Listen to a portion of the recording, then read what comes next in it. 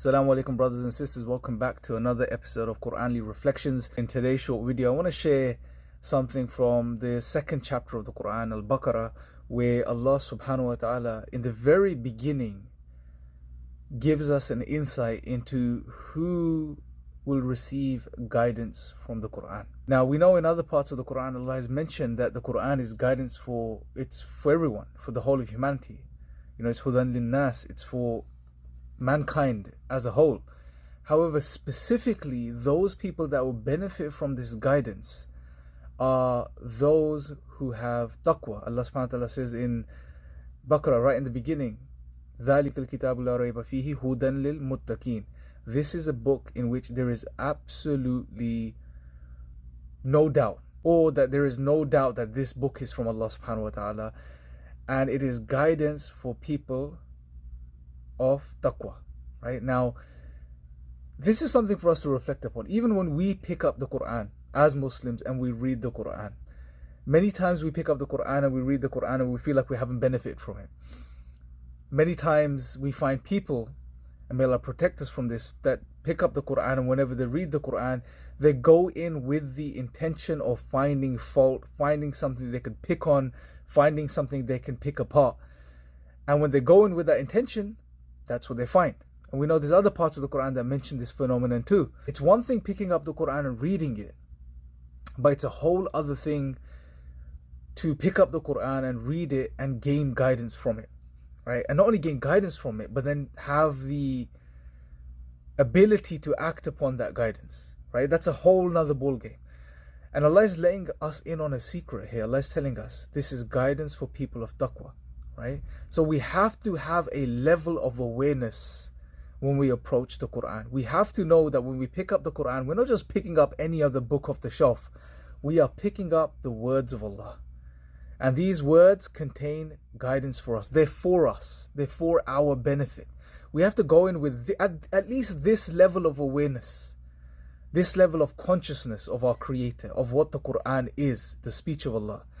And when we go in with this, that naturally gives us a level of humility that we need to be able to extract benefits from the Quran, guidance from the Quran, so that we can benefit and we can act upon it, and therefore, we can make our lives better. Allah further in the next ayah gives us an insight into who these people are, who these people of taqwa are.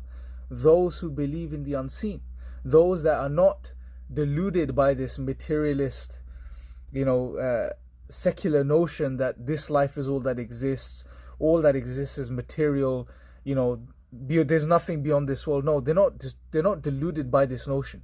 They recognize and understand that there is something beyond this material world, that there is an unseen, there is another realm, there is another reality, the actual reality. Those who establish prayer, they establish this connection with their Creator. They are aware of their Creator to the degree that they recognize that He is the being that we should praise, that we should worship. And those that spend from what they have been given, again, because they are not bound by this materialistic notion of this world, and they don't believe that this is the only life, therefore whatever they have is theirs, and they don't become selfish, they give, therefore. They know there is something more to come, therefore they give from what they have been given. That could be in the form of wealth, that can be in the form of knowledge, that can be in the form of whatever you have that can benefit others. They give from that because they know they're not going to take any of this with them, right? And that they are going to die and they're going to move on. So the key here, brothers and sisters, is that if we really want to gain guidance from the Quran, we want to benefit from the Quran, one of the things we need to do is when we approach the Quran, which we should do anyway, we should pick the Quran up and read it. When we approach the Quran, always be conscious of the fact that when you're picking up the Quran, that these are the words of Allah.